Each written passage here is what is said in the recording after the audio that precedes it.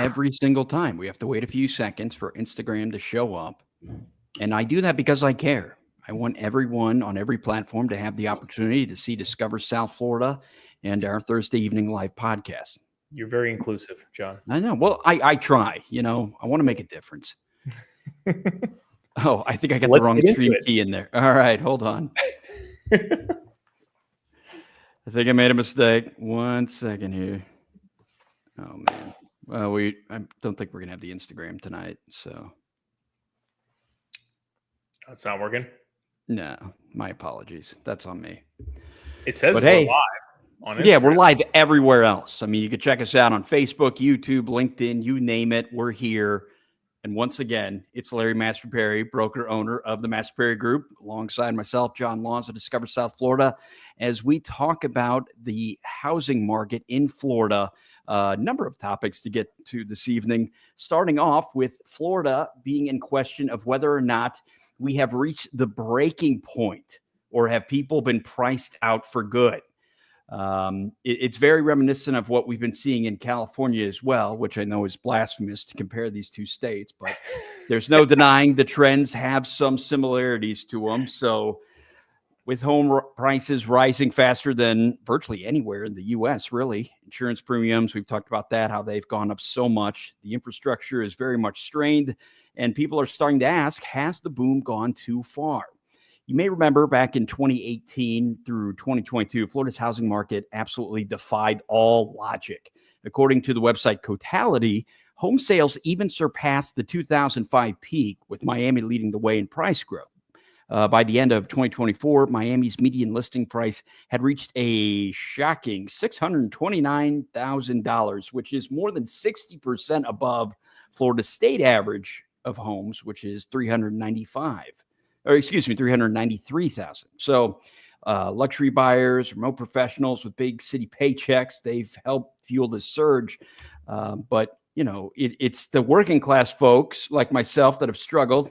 Median rent for a single family home in Miami has climbed to nearly $3,000 a month in mid-2024, but the demand is beginning to shift. The U.S. Census Bureau's latest vintage estimate had migration to Florida dropping off from 317,000 people in 2022 to just 63,000 in 2024. So for anyone keeping score at home, that's 80% dropping in just 2 years. In fact, Florida's recent population growth has driven almost entirely by international migration, which added over 411,000 residents last year. All right, Larry, so who's still buying? Obviously, there's a lot of shifts. You've put together your latest market update. You know the facts. What are we looking at right now? Well, what I found very interesting, we've been trying to dig for this data here, right? You, me, the producer, because there's been a lot of discussion about Florida's growth, population growth, or migration has declined. There's negative population growth. There's positive population growth. We've heard every which way.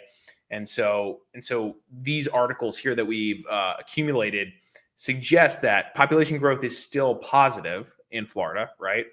It's generally growing, the population, the immigration to Florida is still above the amount of people that are exiting. I think that's fair to say. Yeah, but absolutely. But it's come down substantially since 22, as an example, right? Where it's, as you mentioned, 80% drop. So this is definitely impacting our real estate market and everything else in the area. And so who's still buying? People who need to buy or sell are still buying and selling, right? If you're not buying or selling for opportunistic reasons right now, you're not selling because for the most part, you're not selling because you're making a bunch of money and you bought something last year, now it's worth a bunch more. Not the case, right? In fact, it's the opposite. If you bought something last year or the year before and you're trying to sell it, you're likely selling it for less, which is crazy to say. We'll talk about some of those stats in a few, right? So right. But I guess when you talk about people who have to move here, other than people that are coming here for work, I mean, nobody really has to come here. Now, people are still going to retire and they still love Florida. Can't blame them for wanting to do that. But I know we've talked about this in the past. you've said that a number of your clients, just kind of the overall feel that the age demographic has dropped quite a bit in terms of the people you're working with pretty regularly. Isn't that right? Yeah. So those types of people that are selling those homes are usually baby boomers that have owned the home here forever and have found it too costly to live here. Well, I'll say they're or getting too priced out, right? congested. Yeah, they're priced out of everything, right? Go to the restaurant, it's expensive in South Florida.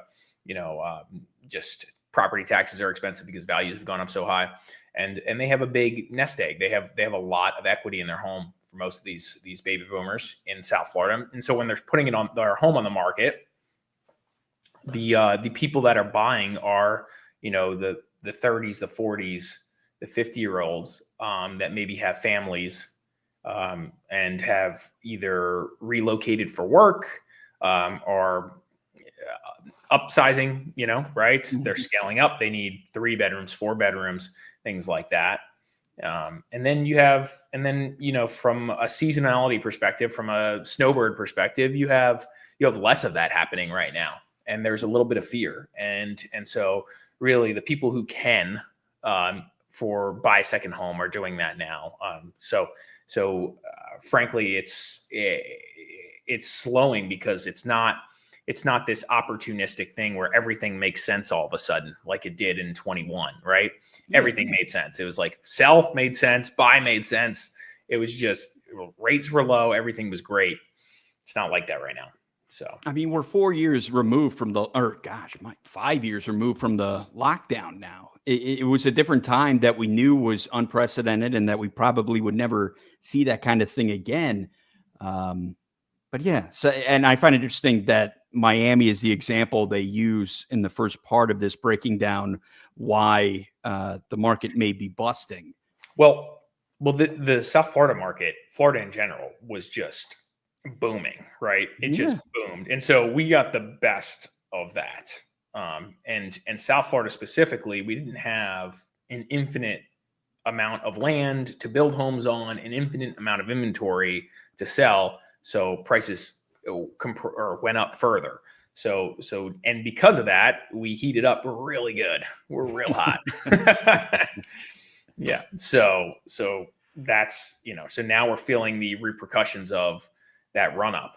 Yeah. And to reiterate why I would compare the great state of Florida to California, the insurance issue I know over there had been a big part of the issue of why so many people are leaving California and being priced out, if you will. Obviously, we're seeing that again here for different reasons. I mean, it seems like I know California has its share of natural disasters and whatnot, but the hurricanes here are just a totally different animal. And it's played its part. I mean, whether you want to blame it on climate risk or anything else, we've seen how much of a difference it's made with homeowner policies now over $6,000 annually. Also, the major carriers like Farmers and Bankers have pulled out of the state. It's a problem. Now, my question to you, Larry, have you seen any changes with that? Because it was over a year ago that we really were looking at the trends with the insurance and, and how it's affecting homeowners. I haven't reviewed the recent data on this, but I would tell you that it doesn't feel like things are cheaper. We've renewed policies recently in the past couple months on our portfolio, and it feels more expensive.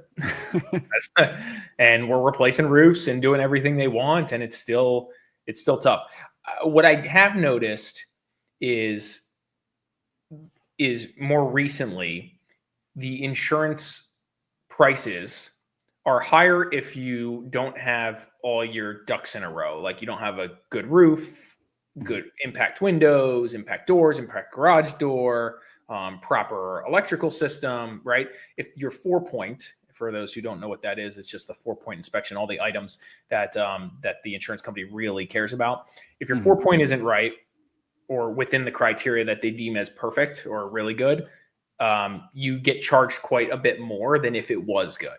So what I mean by that is historically, if you went and bought impact windows or doors, and put them on your house, you'd spend, I don't know, a lot of money, right? Let's Right. just use a number, $30,000. Okay. That could be way more than that. Could be a little less than that. So you spend 30 grand getting impact windows and doors, making sure you have a brand new roof, all these things that like check, but just focusing on the windows. If you put impact windows on, and your insurance bill might go down $500 a year, right? Mm-hmm. Which doesn't really, that cost analysis, if you're doing it purely for financial reasons, doesn't make any sense, right? Yeah. But if you're doing it for other reasons like security and all that stuff, that's a whole nother discussion. But now what we've seen is, at least in the portfolio that I control and own, if you put all these things in line, if you get everything done, impact windows, roof, everything, it's all perfect. Your insurance bill could drop by 50%. Or something crazy, 40%. Crap. So like all of a sudden on our stuff, we're like, oh wow, this insurance bill is $40,000 a year. It could be $20,000 a year, and yeah, windows and doors might be 60, but that payback period is 3 years now all of a sudden versus like 20 years, right? So we've proceeded to install. Well, I was going to say, so you formulate all of this. I mean, you kind of do the math and sort of, hedge your bets to see like, okay, how much should I spend on this if I know it's going to save that much on your insurance? Well, we'll think about it like this. If we don't use that cash reinvesting into the property, we're going to use that cash to go invest in new property, new buildings, whatever, buy real estate. And if the return on buying new real estate is substantially lower than investing in impact windows and doors to get your costs down. Yeah. Right. It's like, well, this makes sense. We're going to make more money as an investment by buying impact windows than maybe deploying that to a new building. Now that doesn't necessarily translate one-to-one exactly for a number of reasons, but it's how you would think about it, right? You think about it. I'm investing this money somewhere. If I can cut costs, that's as good as generating a profit too, right? Mm-hmm. Or generating revenue. So it's a thing. So that's an interesting takeaway I had from working with clients and also my own stuff recently. It tends to make more sense to invest in this stuff now because the insurance companies are giving you deeper discounts if you have your act together on that front. So, yeah.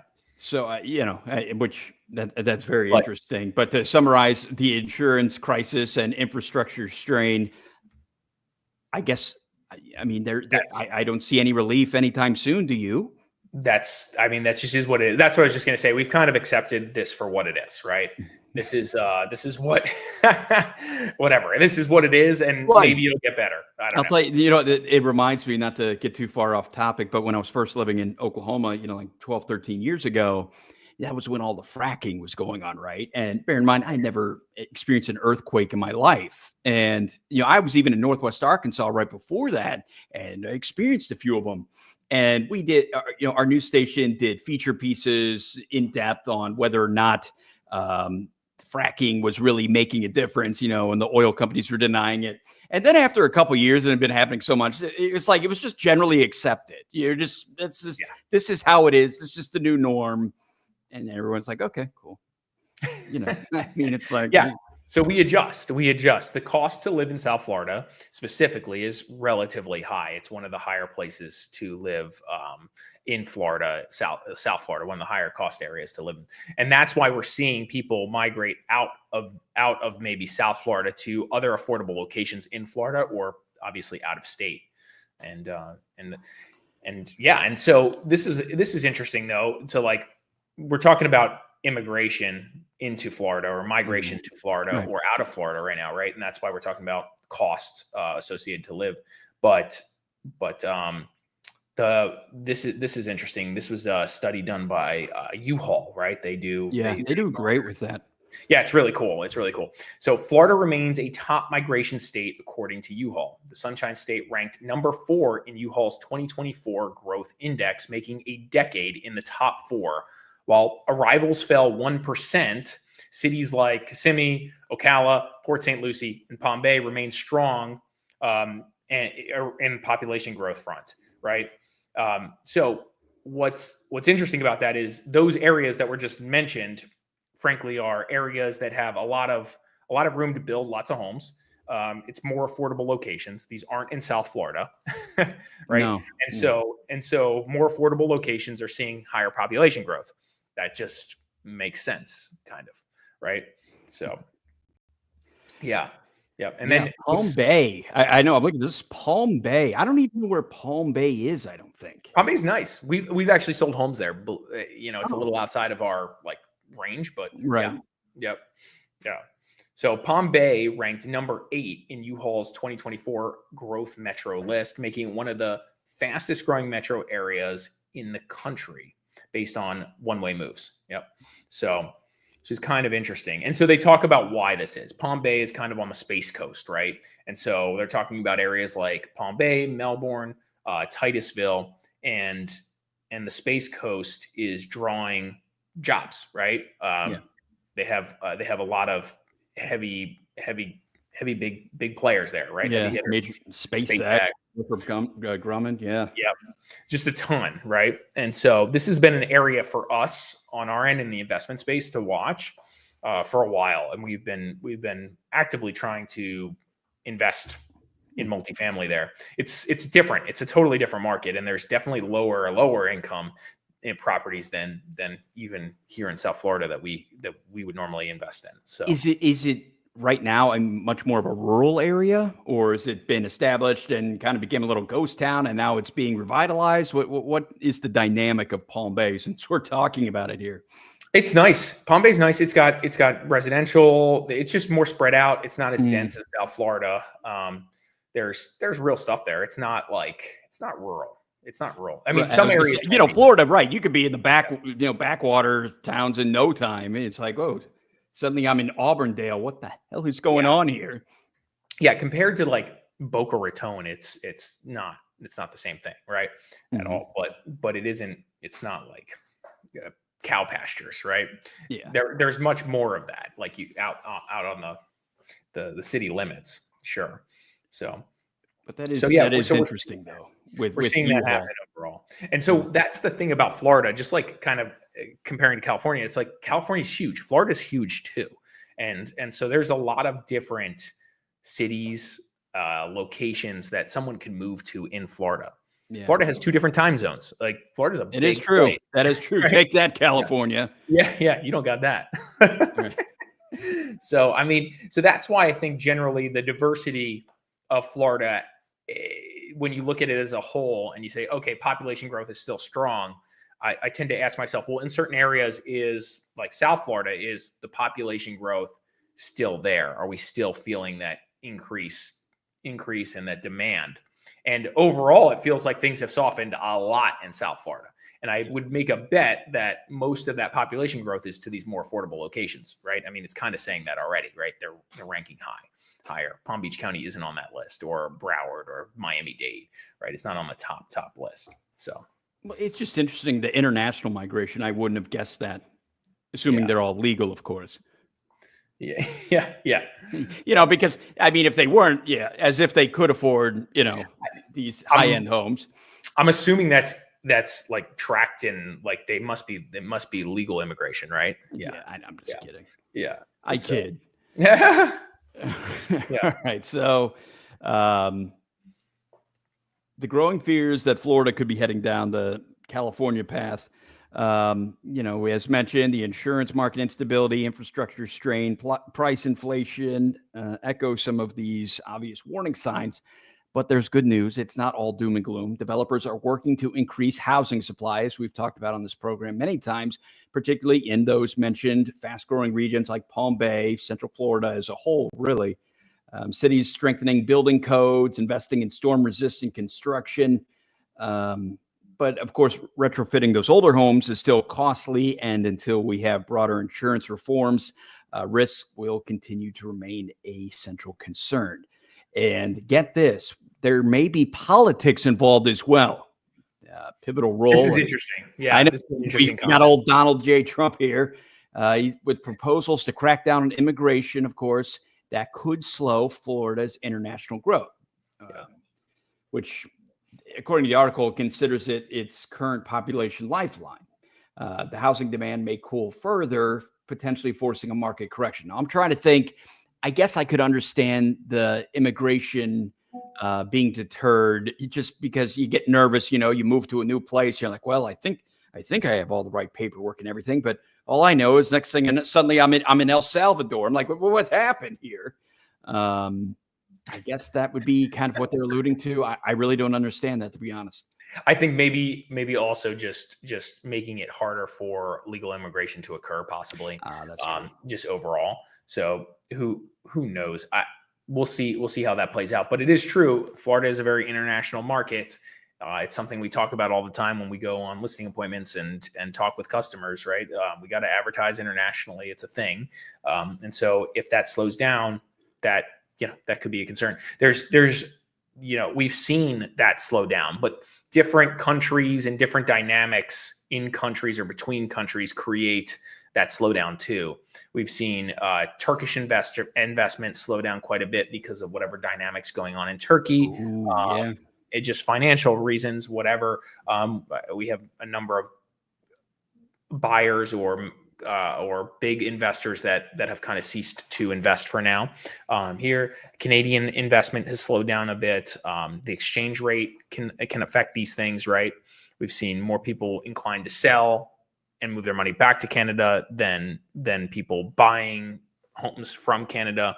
We've seen more Canadians want to take more loans when they're buying stuff instead of moving their cash over, because again, it costs money to do this transition or move money across borders, right? Mm-hmm. So there's all these things happening that can affect the international markets, and it's sometimes it's country by country, right? So Yeah.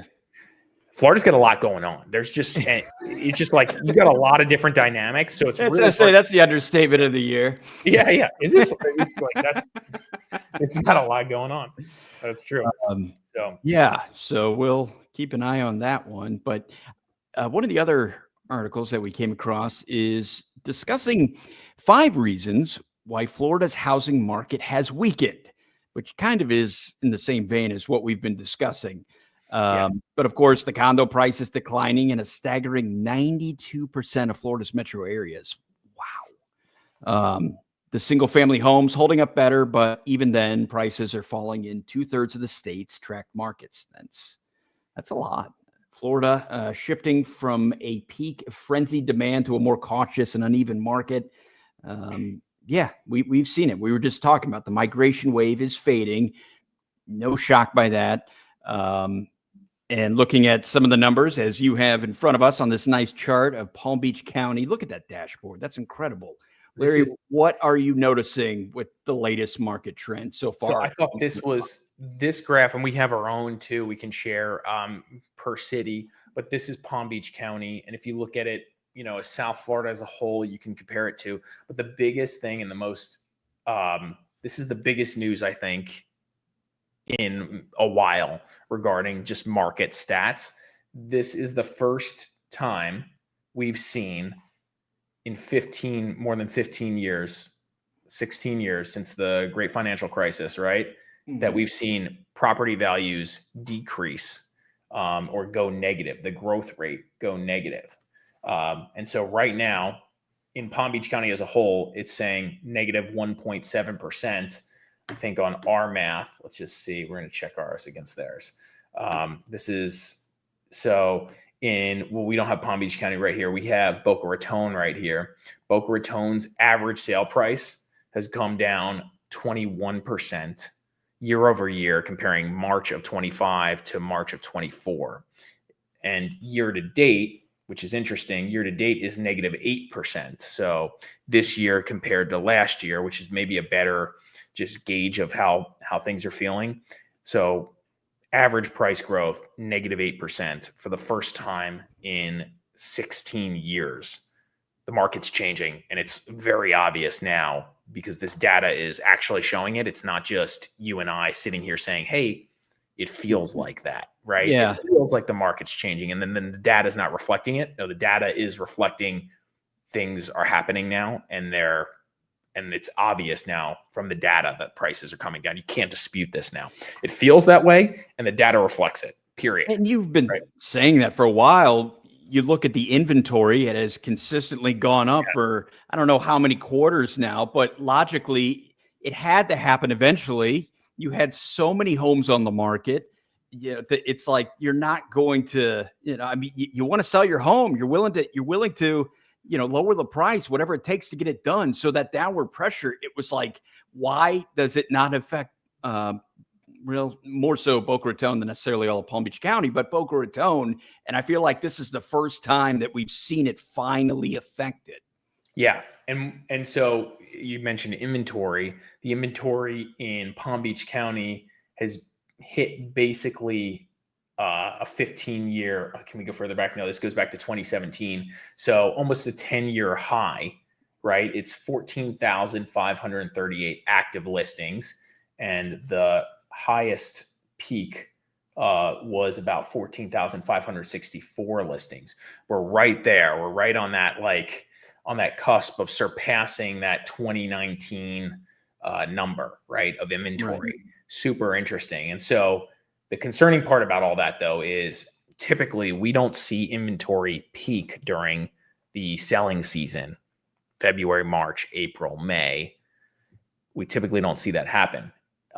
Typically, we see inventory climb during the summer and the early fall before the season starts again.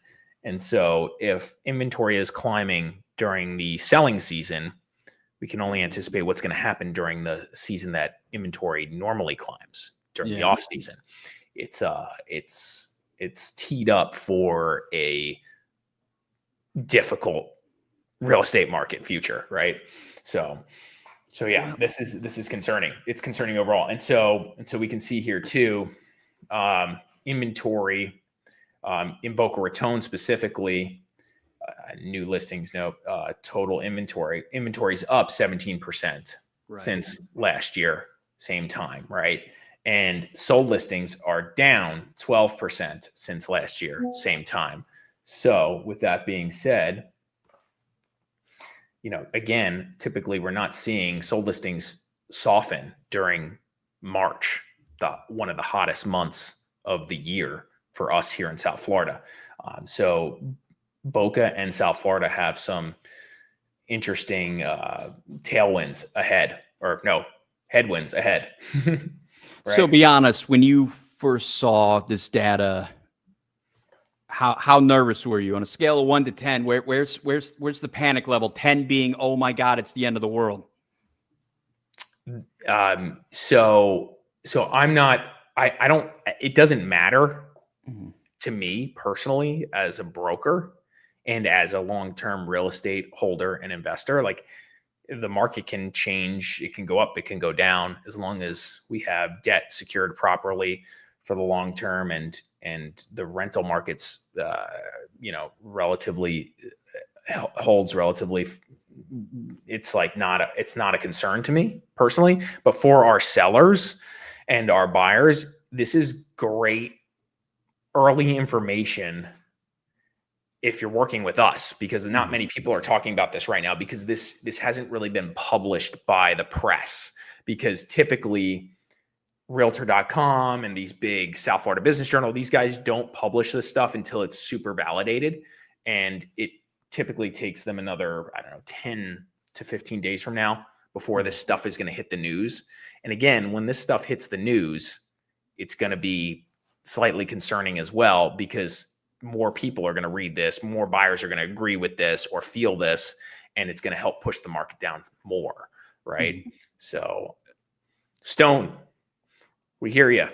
It's a good question. This is all resales? This does include new construction? This is all MLS data. So if a new construction home is on the MLS, then it's included. If it's not, then it's not included. So for example, like GL Homes, who's building, a bunch of communities, right? Their stuff isn't listed on the MLS. I'll tell you that. I'll give you some examples. GL, they're still doing pretty well. They're selling these new construction homes. I was going to say, you kind of took the words right out of my mouth. I'm thinking, we talked about this so many times. Well, GL Homes has just taken over, West Palm Beach County, building all those planned communities up and down the line. They don't seem to be too concerned about they're just getting after it. They're getting after it. So let's talk about some advantages a new construction home has over a 1970s, 80s, 2000 vintage home in the area. So GL homes, typically, they're almost always, so they partner with insurance providers and they partner with lenders, right? And title companies. So they partner with the whole gamut. So they offer major discounts to their buyers, right? So anyone that's working with them. So like GL, as an example, I think they're offering right now, somebody can correct me if I'm wrong, but last deal I did like a month and a half ago in GL, it was like a 5.5% rate, right? I mean, that's a great interest rate compared to others. The insurance for a $2.5 million home is like $7,000, right? So it's like, whatever, it's cheap, whatever the number is. I'm giving examples, and somebody can correct me if they'd like, but it's like substantially cheaper from a mortgage rate perspective. It's substantially cheaper from an insurance perspective, and you're getting a new home that requires nothing, like no effort. In some cases, assuming you don't want to do any extra upgrades. Now, somebody might chime in here and say, "Hey, like I spent $500,000 upgrading my home. That's fine, but you don't have to." So this is a great question from Andres. Yeah, let's put him on. All right. So, how's the rental market in Boca? I've noticed a lot of inventory by browsing Zillow, and the days on market seem high while inquiries are low. Yeah, so I'm pretty qualified to speak on this. So I own about 100 apartments in the area. All my apartments are independent buildings, right? So they're not in HOAs. So, and they're typically the more affordable housing product than the rest of each area. And so we own a bunch of stuff in Boca, specifically in other areas. So that stuff is still pretty strong, but it's softening a little bit. So the affordable housing in non-HOA communities that won't require a 30-day approval process and a minimum credit score and all this other nonsense to get in, right? Those are pretty solid, but it's still softening. If you have a turnkey perfect product, we've noticed, like, after we flip or turn and renovate some of these things, it gets done pretty quickly, and it gets done it gets done at a good price. At a pretty competitive price. So I'm not really feeling the pain from the rental market right now, personally, in that portfolio, and that's where I live. Now, we mentioned that one of the Turkish investors we work with, they operate about 1,000 condo units. And so they got condos all over Boca through Palm Beach County. And the condo units, and we've experienced this too, because we have a bunch of condo rentals up on the brokerage side. Those prices are coming down. They're coming down. It's softening, just like the rest of the market, just like the for sale market. And then if you talk about like single family homes in Boca Raton, to kind of answer your question, that's softening too, 100%. Where we have a number of single family home rentals on. Really, you just got to price competitively as a rental. And we've gone through this a lot with sellers or landlords who have us rent their properties. We can try whatever you want. We can put it up for $5,000 a month for the house. It's fine. But every other week, so every 2 weeks, maybe sooner, if you're not getting traffic, you need to adjust the price. Period. Full stop. No more discussion than that, right? This is not rocket science. This is super freaking easy. If you're not getting traffic as a rental, and assuming you got the listing up right and nothing's screwed up on the marketing side, you just drop the price. At $5,000, you're dropping the price $250 every week, unless you're way out of whack, then maybe $500, and that's just what it is. Sitting on the market longer is not going to help you. My hot take may be controversial, but that's it. That's it. I was going to say, no, I know I've seen enough of the paperwork of guys trying to turn really nice, luxury places into rentals. And I even asked you at the time, just like, I go, are people really prepared to shell out that much just for, a seasonal rental? I mean, not that I didn't think there was a market for that. It just doesn't seem practical for most normal people. Rentals? Yeah. Like if you had that kind of money, you would just buy something. Seasonal rentals are a little different. Like they're still like pretty decent when you get it right. Pretty decent, but still it's softened. Like when we re-rent or release some of our clients' properties year over year, we we're seeing that like same number, maybe you're getting it, maybe a little less, right? So it's decent, but the demand is less. It's easier for, wealthier people to just be like, 60 grand for a winter. Here you go. And then never have to think about it again. Right. So it's easier for them to do that. So the wealth is still here. And so that stuff tends to fall into the wealthier category, I think. But still, even the higher end rentals that are at like 8,000, 10,000, 15,000 that we're working on, there's a market. It's there, but the prices aren't where they used to be. So ask the chef. What's up, man? No, it's the chief. Are you kidding me? It's like that old Snickers commercial. That's great, man. But who are the chefs? I need a Snickers. Many of my Boca neighbors are buying homes in Boynton Beach. Brings up a good point. How many of your clients lately have been people looking to relocate within Palm Beach County or even within, the region state? Yeah. I mean, this is like an example of people moving to more affordable locations, right? It's just a trend that continues, right? So yeah, we're seeing that to a degree, for sure. All right. Yeah. So as we keep moving this along here and the reasons that Florida's housing market has weakened, like we haven't talked about this one enough. The safety rules following the Surfside condo collapse in 2021. Of course, we saw all these laws go into effect in 2024 to prevent something like this from ever happening again. Obviously, the new structural reserve requirements, they have huge costs. We were talking about last week. It's not uncommon for each resident to pay in the neighborhood of what? $30,000 to $50,000 to cover the cost for that. People living on a fixed income, like in what universe do you think they're going to be able to do that? I feel bad. I really do. Yeah, but it's happening everywhere. And so that's one of the key factors, kind of driving people out of the area. Yeah. I can't blame them. What are you supposed to do? Yeah. It's like you're almost being forced to sell because if you can't come up with $35,000 over the next, 24 months or year or 6 months, whatever the target is for this thing to be paid, you're out, right? You have to move. So we have a number of clients that just don't want to pay it. And then what they get upset about is when we sell the condo, the new buyer's not going to inherit that. Well, that was what I was going to ask you. I was like, so how much more difficult is it to get somebody else to pick up the tab? No one's picking up that tab. Just like that's a hard stop. Like, let's stop talking about it. This is like a discussion that I have every other day. I'm selling my condo. We owe $35,000. We want to sell it for X and we don't want to pay the 35 grand. We want the buyer to pay it. Or the assessment's coming up. It's been levied, but it's due in 6 months. We don't want to pay that future assessment. So we're going to sell now so we don't have to pay it. It's like, well, guess what? You're paying it at closing. That's what's happening. Period. There's really no discussion on this. The market is getting softer and softer. Maybe one or two people sneak it out and get the buyer to pay. Nobody even wants that. No buyer is doing that right now. None. Zero. Yeah. Like, it's not happening. I had a lady that was saying, well, maybe we could split it. The seller, she was just like, maybe we could split it. I owe 40 like they grand, have Eddie leverage. 20 and 20. I'm like, yeah, you can. They'll pay the full amount, but you're going to reduce the sale price by $40,000. It's just like, right. You decide how you want to get this done, right? It's just like, this is simple. Unfortunately, that's the case. The market is that soft.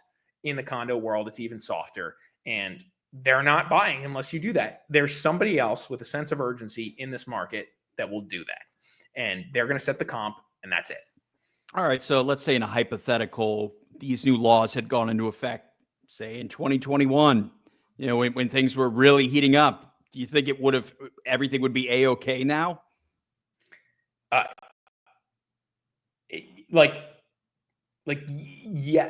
You know what I mean? Because people were like paying over asking price and whatnot to move here, correct? It wouldn't have hurt so bad, right?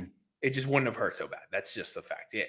And that goes for everything. If the market's heating up, then it wouldn't have hurt so bad, but it would have had an impact on the market, but maybe not as bad.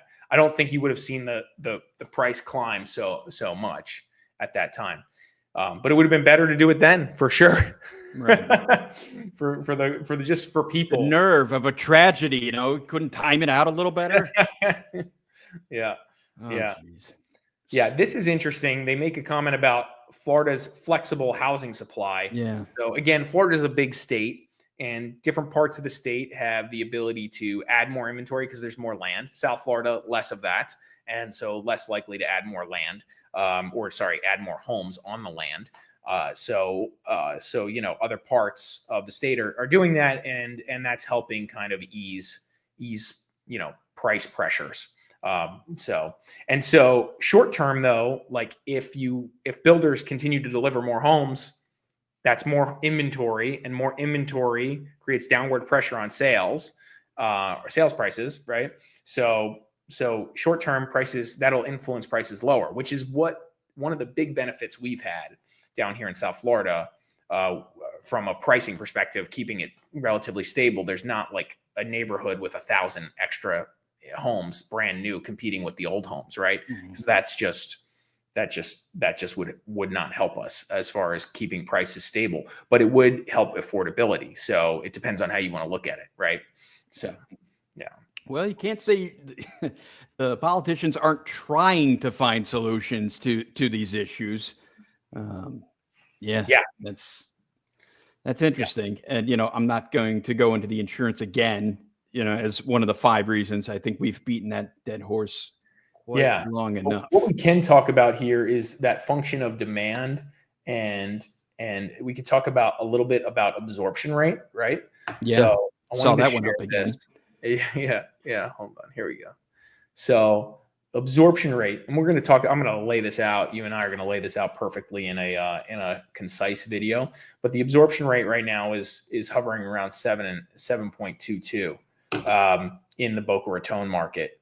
So, and let's see, Palm Beach County market overall absorption rate 7.86 as of March. It was 5.68 the previous March. That's a 38% increase. And absorption rate is a function of supply and demand, basically, right?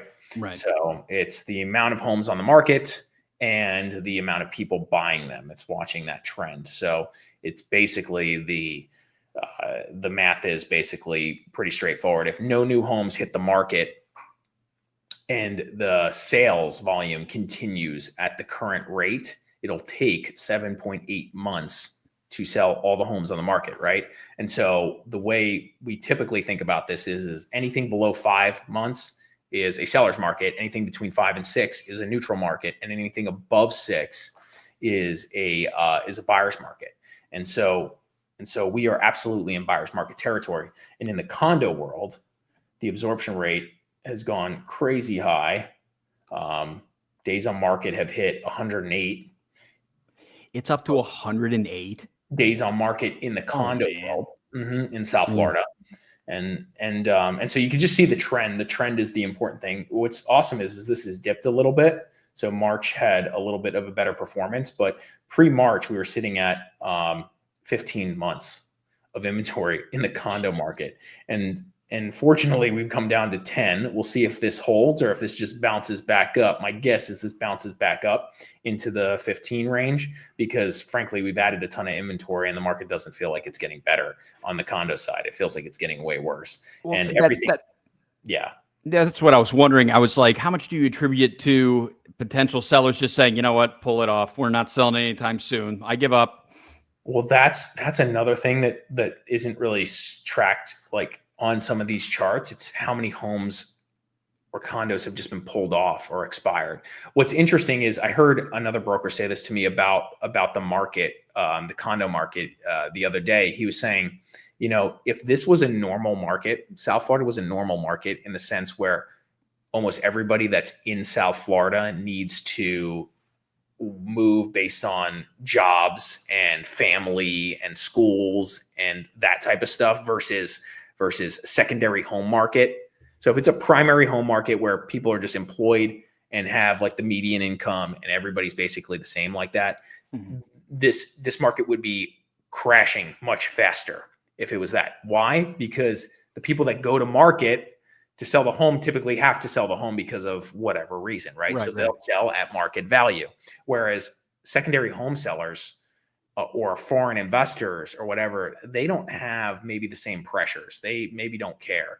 And it's not like we're in this 2008, 2009 crisis where everybody's getting really jammed on the financing side and there's all these crazy other things going on. That's not that. So like people aren't getting forced to sell per se in our market just yet. And so people are pulling properties off the market when they don't sell, or they're just letting them sit and they don't care. And so we've experienced a lot of that, and we've kind of get laissez-faire about it now. It's like, hey guys, let's talk about this. If your property that's what I was wondering when I was looking at some of the market data today. You know, I saw the new average listing price was much lower, and it looked much more comparable to what the going sales rates are versus what the average active listings are. It still was like way up there. You know, I'm like, is that just our buyer, or excuse me, our sellers just being that stubborn with all of this? It's either don't care, like you said, stubborn or doesn't care. So like what we talk about is, listen, the market's softening. It's prices are coming down. That's what's happening. It's obvious. So prices are coming down. Today's number, you might get X. Right now, we've been on market for 30 days. You might get X. We think, you know, we need to adjust price. If you're not comfortable getting X, then you can rent it, you can hold it, and we can go get X probably 3 years from now, right? Because the market's going to soften over the next year, 2 years, maybe even 3 years. And then it's going to rebound, right? And so it's going to take 3 years for this to come back, if we're lucky, probably to 2022 peak numbers, right? That's just what it is. So think about it like that, Mr. Seller or Mrs. Seller, when you're trying to decide what you want to do. And now remember, rents are coming down at the same rate. So rental rates that you might think you're going to get, rethink that a little bit too. This year you might get X. Next year you're probably going to get a little less rent as well. And so just keep that in mind too. A lot of the owners that have tenants right now, they're asking me like, hey, should we pump the rents? Should we kick them out and re-rent it? I'm like, no, keep them, especially if you rented it to them a year ago or 2 years ago. Like maybe you're bumping it a little bit, but in most cases, I'm not really bumping my rents. Like that's not happening right now. So it's like, just keep the tenants. Don't do a turn. That's going to cost you way too much money. Plus there's no guarantee you're going to get anywhere near that number that you got last year or the year before. Like maybe it depends on each situation, but less likely. So think about it. 3-year hold, or you sell for what you can get today, and you tell me what you want to do. And if you want to rent it, don't tell me you're going to wait 60 days to rent it out. Let's put it up for rent and for sale right now. Right now, the rents are going down just like the sale prices are going down, both of which you need to capitalize on something now. And so the people who aren't able to make decisions at that rate are going to get hurt. They're just going to get hurt. And we're watching it in real time. So, yeah. That's interesting. Andres, what are you saying? Is there a seasonality? I took it off. Is there seasonality shifts in SoFlo's market? I.e., is there a time of the year in which there are more buyers buying and median prices peak? Yeah, right now. So the fact that median prices are dropping during the hottest season is very concerning, right? So it's just very concerning. So overall, that's where like why I'm sounding the alarm. It's like, hey, like I get it, like July, August, September, maybe prices soften further then, but peak season, that's super concerning. So if they're softening now, what are they going to do in August? Yeah, when you showed the inventory numbers and you talk about teeing off, it's like, if this is supposed to be the prime selling season and your inventory is still climbing, I mean, look at this. This is like a good example. March of 23 to August of 23, flat inventory growth, right? Then off season, really August is off season, so is July, but either way, it starts picking up all the way until you hit February, right? February, March, levels off a little bit, right? Again, and then it picks up again off season, and then levels off a little bit. But what we've seen here is like, January, man, that picked up quite a bit inventory wise. And this is still climbing more than, because normally it's like level / coming down. You can see it. Right. 4,000 down to down to 3,700, right? Same thing. Here, 6,800 down to 6,600, 81, 82.63. So like still going up a little bit. Maybe it'll level off a little bit. We'll see what April, May, June look like. But it doesn't look great. It doesn't look great from that perspective. So the seasonality thing, it's real. And I think it's barely keeping us from falling apart right now. The season is barely keeping us from like having real issues. And so when the season's over, it's going to be a problem. So again, condo owners who have their homes on the market, I have some people that I know that ended up that have listings up, and they call me even though they're listed, with a different broker, and they're just like talking to me about, maybe moving to me, and my reaction is just very direct. It's like, drop the price, just drop the price, drop the price a lot. It's very simple. It is not, there's not too much to this right now. You're just, do you have to show them charts to kind of walk through this, bring them back to reality? Every appointment we walk through this now, because it's just that obvious. And like, no one believes when I say it to your face, the way I'm saying it, without being like, here's the chart. And then you see the chart and you're like, oh, wow. Yeah. That doesn't look good. Yeah. So, but they still don't believe that. Oh, of course not. Fake news. Yeah. Yeah. It's like hard to digest. So right now, what we're experiencing is sellers still don't get it, but in 30 days, 60 days, 90 days, the news is going to over publicize this so much that everyone's going to get it. And when everyone gets it, it's going to be worse. It's going to be worse. Oh, geez. So more the reason that you've been trying to get people who are potentially selling, like, do it like now, hurry, everybody, the door's closing. Exactly. 100%. 100%. Yeah. All right. So do we want to talk about where Florida's population is surging? I know we touched on it a little bit with Central Florida's growth, but we have a number of counties that have a noticeable increase in population. It's your call. Are we going to jump into the 5 fastest growing counties between 20 and 23 here? We can just highlight it. Again, these are like the more affordable counties, right? Mm-hmm. They're not South Florida counties. So, no. Right. So Sumter County, Walton County, Flagler County, Nassau County, and Osceola County, right? Pasco and Polk County also saw 12%. Let's say Polk's the one I always see when you see, viral videos of crazy stuff that happens in Florida, like totally. Florida man. Polk Florida County man is the one I see all the time. Totally. I used to work out there. I know exactly what it's like. Yeah, that's great. Yeah.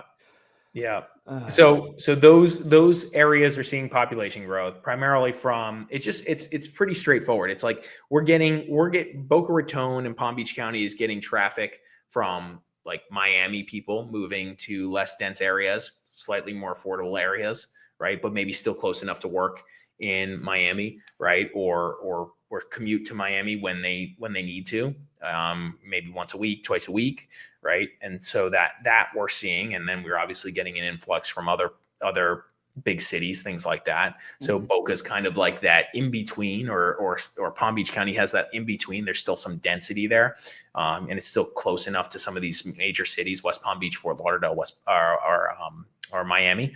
And then people in Boca and Palm Beach County are moving to these other counties that we just mentioned, much more secluded or whatever counties. Affordable. Affordable. Yep, that's the fact. Yep. And so that's the trend. And this goes back to why, like, when you look at Florida metrics as a whole, Florida is very different from different areas. So like you can't really classify Florida all in one at all. So.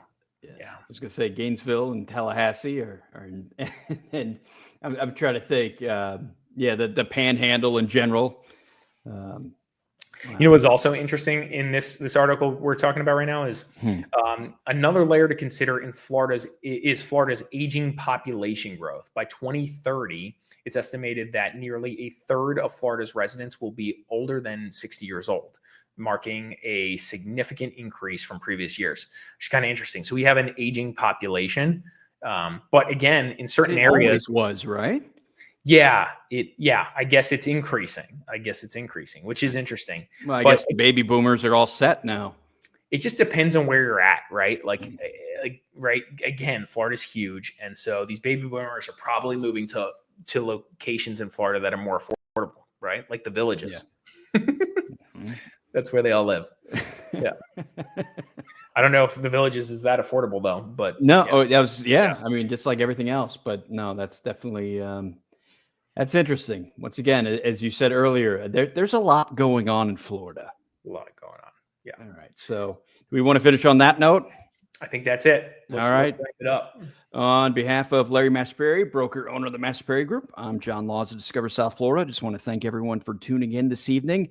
Of course, if you like this video and like our channel, make sure to like and subscribe to Discover South Florida. There's our shameless plug. Hope you enjoyed, and we'll see you guys on the next one.